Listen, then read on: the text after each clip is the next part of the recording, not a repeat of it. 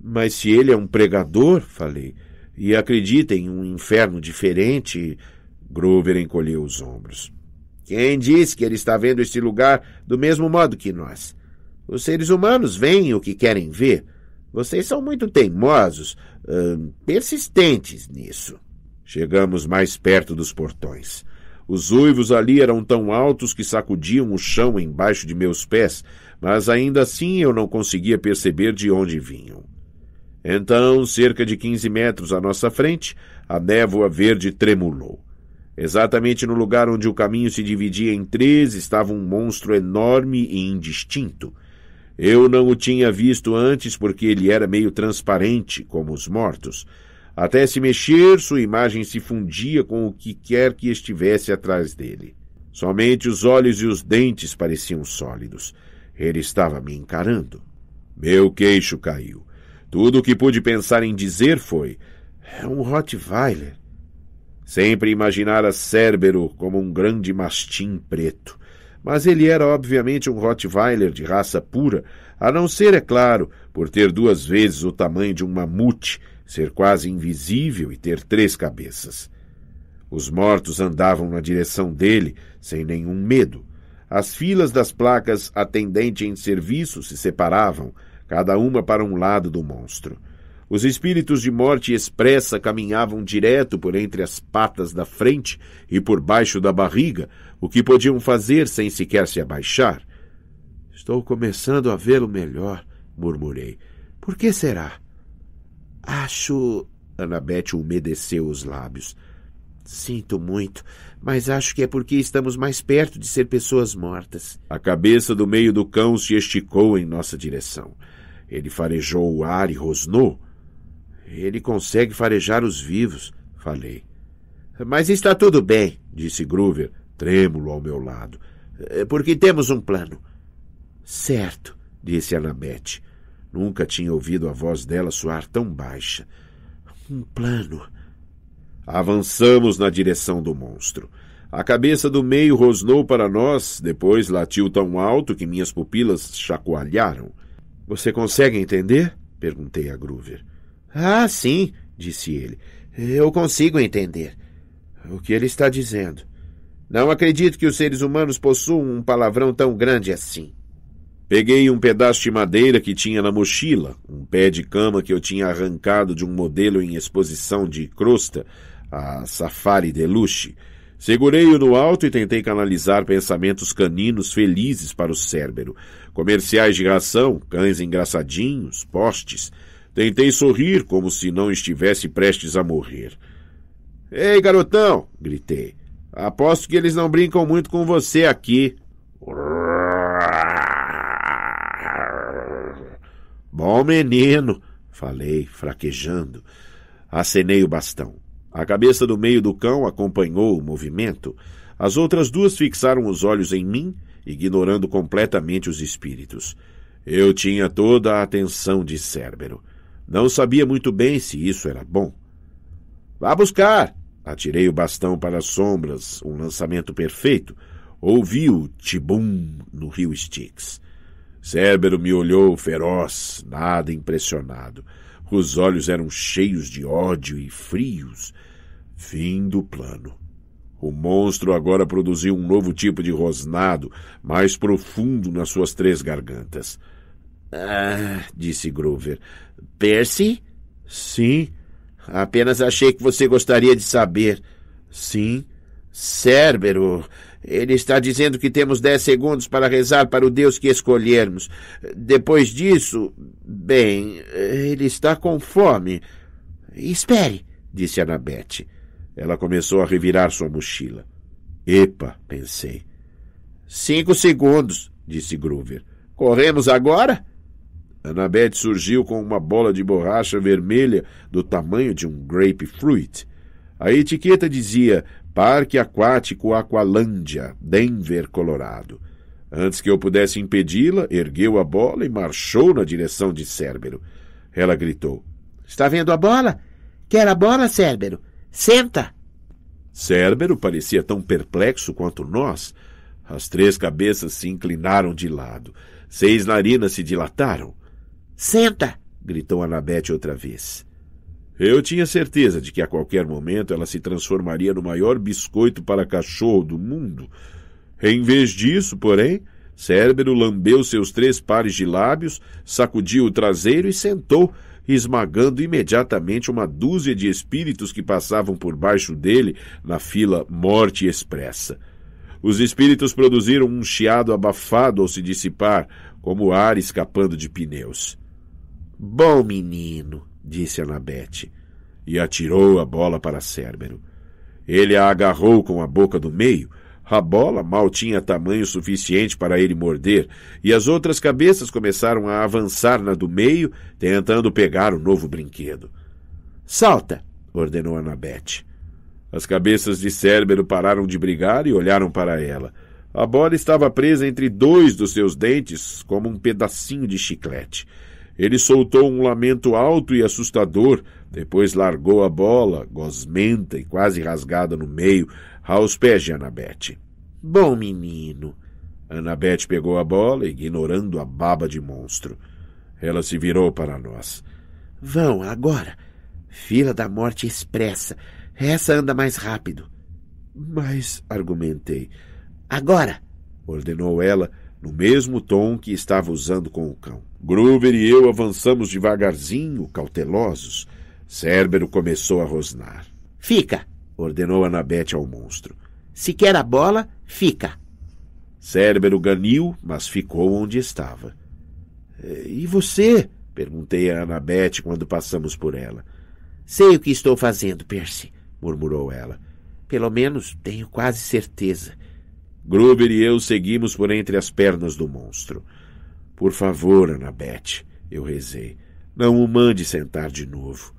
Conseguimos passar. Cérbero não era menos assustador visto de trás.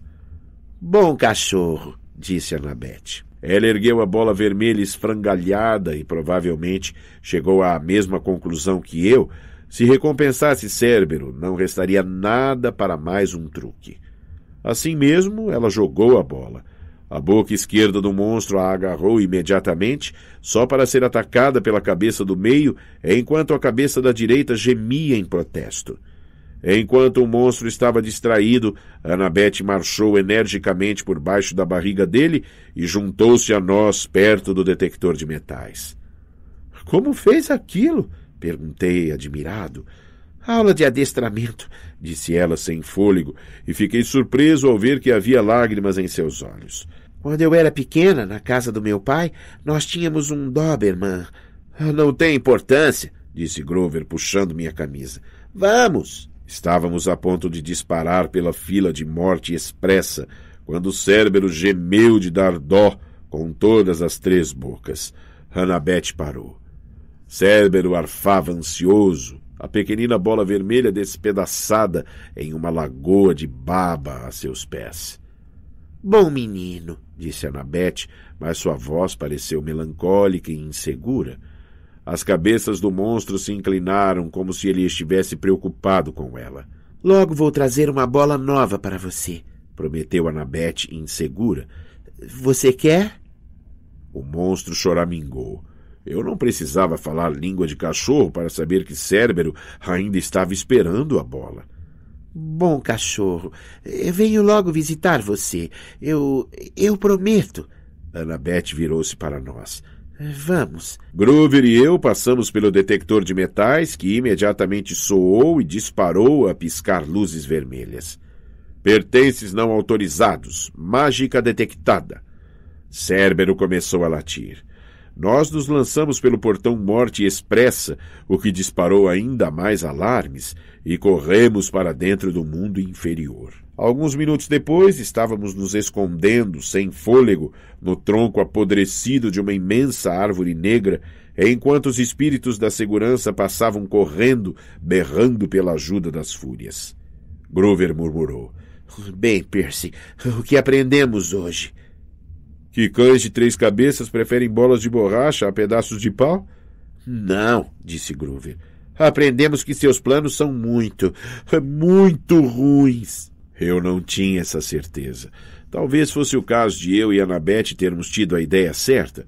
Mesmo ali, no mundo inferior, Todo mundo, até mesmo os monstros, precisa de um pouco de atenção de vez em quando. Pensei nisso enquanto esperávamos que os ghouls passassem.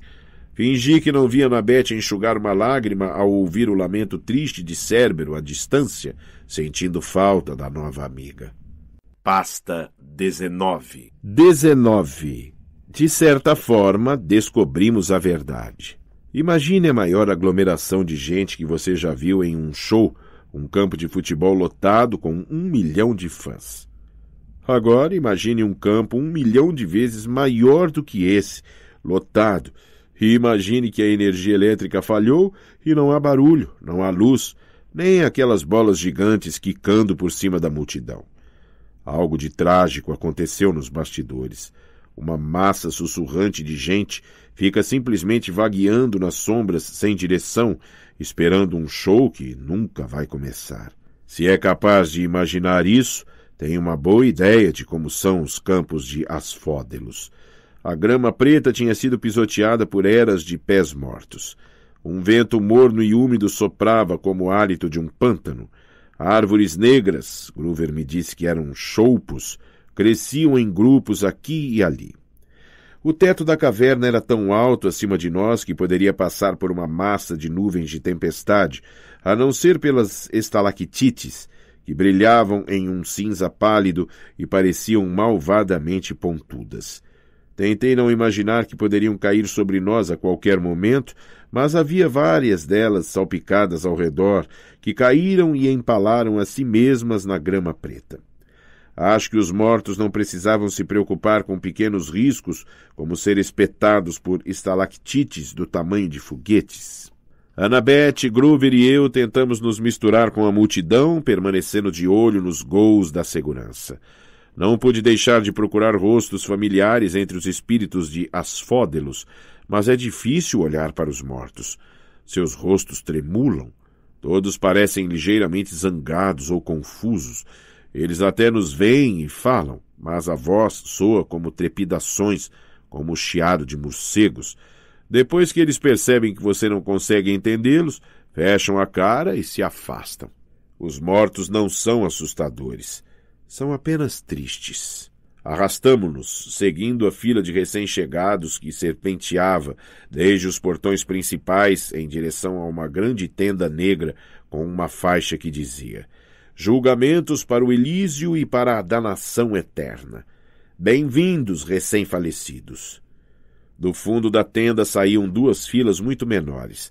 À esquerda, espíritos flanqueados por espíritos malignos de segurança marchavam por um caminho pedregoso rumo aos campos de punição que incandesciam e fumegavam à distância, uma vastidão desértica e rachada com rios de lava e campos minados, e quilômetros de arame farpado separando as diferentes áreas de tortura. Mesmo de longe pude ver pessoas sendo perseguidas por cães infernais, queimadas na fogueira, forçadas a correr nuas por plantações de cactos ao ouvir música de ópera. Pude apenas distinguir uma colina minúscula com o vulto do tamanho de uma formiga de Sísifo lutando para empurrar sua pedra até o topo. E vi também torturas piores, coisas que nem quero descrever. A fila que vinha do lado direito do pavilhão dos julgamentos era muito melhor. Dava num pequeno vale cercado de muros, uma comunidade com portões que parecia ser a única parte feliz do mundo inferior. Além do portão de segurança, havia belas casas de todos os períodos da história, vilas romanas, castelos medievais e mansões vitorianas. Flores de prata e ouro floresciam nos campos. A grama ondulava nas cores do arco-íris. Dava para ouvir os risos e sentir o cheiro de churrasco. Elísio. No meio daquele vale havia um brilhante lago azul com 3 pequenas ilhas como um hotel de lazer nas Bahamas. As Ilhas dos Abençoados para pessoas que escolheram renascer 3 vezes e 3 vezes conquistaram o Elísio. No mesmo instante eu soube que era para lá que queria ir quando morresse. É isso mesmo, disse Annabeth como se estivesse lendo meus pensamentos. Este é o lugar para os heróis. Mas percebi como havia poucas pessoas no Elísio, como era minúsculo em comparação com os campos de Asfódelos ou até os campos da punição. Portanto, poucas pessoas se davam bem em suas vidas. Era deprimente. Deixamos o pavilhão dos julgamentos e nos aprofundamos mais nos campos de Asfódelos. Ficou mais escuro. As cores se esvaíram das nossas roupas. As multidões de espíritos tagarelas começaram a rarear. Depois de alguns quilômetros de caminhada, passamos a ouvir guinchos familiares à distância. Agigantando-se longe estava um palácio de obsidiana negra, brilhante. Acima dos baluartes rodopiavam 3 criaturas escuras, semelhantes a morcegos, as fúrias. Tive a sensação de que nos aguardavam. Talvez seja tarde demais para voltar atrás, disse Groover com tristeza. Vai dar tudo certo, tentei parecer confiante. Talvez devêssemos procurar em alguns dos outros lugares primeiro, sugeriu Groover. Como o Elísio, por exemplo. Venha, menino bode. Annabeth agarrou-lhe o braço. Groover ganiu. Seus tênis criaram asas e as pernas saltaram para frente, puxando-o para longe de Annabeth. Ele aterrissou de costas na grama. Groover, ralhou Annabeth, pare de embromar. Mas eu não... Ele ganiu de novo. Os tênis estavam agora batendo as asas como loucos, levitaram do chão e começaram a arrastá-lo para longe de nós. Maia! Gritou ele, mas a palavra mágica parecia não fazer mais efeito. Maia, agora mesmo! 190! Socorro! Eu me refiz da perplexidade e tentei agarrar a mão de Groover, mas era tarde demais. Ele estava ganhando velocidade e escorregando colina abaixo como um trenó. Corremos atrás dele. Annabeth gritou. Desamarre os tênis! Foi uma ideia esperta, mas acho que isso não é tão fácil quando seus sapatos o estão arrastando para a frente a toda velocidade. Groover tentou sentar, mas não conseguiu alcançar os cadarços. Continuamos correndo atrás dele, tentando mantê-lo à vista, enquanto disparava por entre as pernas dos espíritos que matraqueavam para ele, aborrecidos. Eu tinha certeza de que Groover iria passar direto dos portões do Palácio de Hades, mas de repente os tênis desviaram para a direita e o arrastaram na direção oposta. A ladeira ficou mais íngreme. Groover ganhou velocidade. Annabeth e eu tivemos de correr a toda para acompanhá-lo. As paredes da caverna se estreitaram dos dois lados e me dei conta de que estávamos entrando em algum tipo de túnel lateral. Não havia mais grama preta nem árvores, apenas pedras sob os pés e a luz pálida das estalactites acima. Groover! Gritei, minha voz reverberando. Segurem alguma coisa! O quê? Gritou ele de volta. Estava agarrando os pedregulhos, mas não havia nada grande o bastante para reduzir sua velocidade. O túnel ficou mais escuro e frio. Os pelos dos meus braços se arrepiaram. O cheiro ali embaixo era nauseabundo. Me fez pensar em coisas que nem devia saber. Sangue derramado sobre um antigo altar de pedra, o hálito fétido de um assassino. Então vi o que estava à nossa frente e, de repente, estanquei. O túnel se alargava para uma enorme caverna escura e no meio havia um abismo do tamanho de um quarteirão da cidade. Groover estava escorregando direto para a borda. — Venha, Percy! Gritou Annabeth, puxando-me pelo pulso. — Mas aquilo... — Eu sei! Gritou ela. — O lugar que você descreveu de seu sonho, mas Groover vai cair se não o pegarmos. Ela estava certa, é claro. O apuro de Groover fez com que me mexesse de novo. Ele estava gritando, arranhando o chão, mas os tênis alados continuavam a arrastá-lo em direção ao poço e não parecia possível chegar até ele a tempo. O que o salvou foram seus cascos. Os tênis voadores sempre ficaram folgados nele, e quando Groover chocou-se com uma grande pedra, seu tênis esquerdo saiu voando e disparou para as trevas abismo abaixo. O tênis direito continuou a puxá-lo, mas não tão depressa. Groover conseguiu reduzir a velocidade agarrando-se à grande pedra e usando-a como âncora. Estava a 3 metros da borda do abismo quando nós o pegamos e o puxamos de volta a ladeira acima. O outro tênis alado se desprendeu, circulou em volta de nós furiosamente e chutou nossas cabeças em protesto antes de voar para dentro do abismo, a fim de juntar-se a seu par. Todos desabamos exaustos sobre os pedregulhos de obsidiana. Meus membros pareciam feitos de chumbo. Até minha mochila parecia mais pesada, como se alguém a tivesse enchido de pedras. Groover estava muito arranhado. Suas mãos sangravam. As pupilas dos olhos se transformaram em fendas no estilo dos bodes, como sempre acontecia quando ele estava aterrorizado. Eu não sei como, arquejou ele. Eu não... Espere, falei. Escute. Eu tinha ouvido algo, um sussurro profundo na escuridão. Mais alguns segundos e Annabeth disse: Percy, este lugar... Psiu. Fiquei em pé. O som estava ficando mais alto, uma voz murmurante, malévola, vinda de longe, muito longe abaixo de nós, vinda do abismo. Groover sentou-se. O que é esse ruído? Agora Annabeth também ouvira. Pude ver em seus olhos. Tártaro,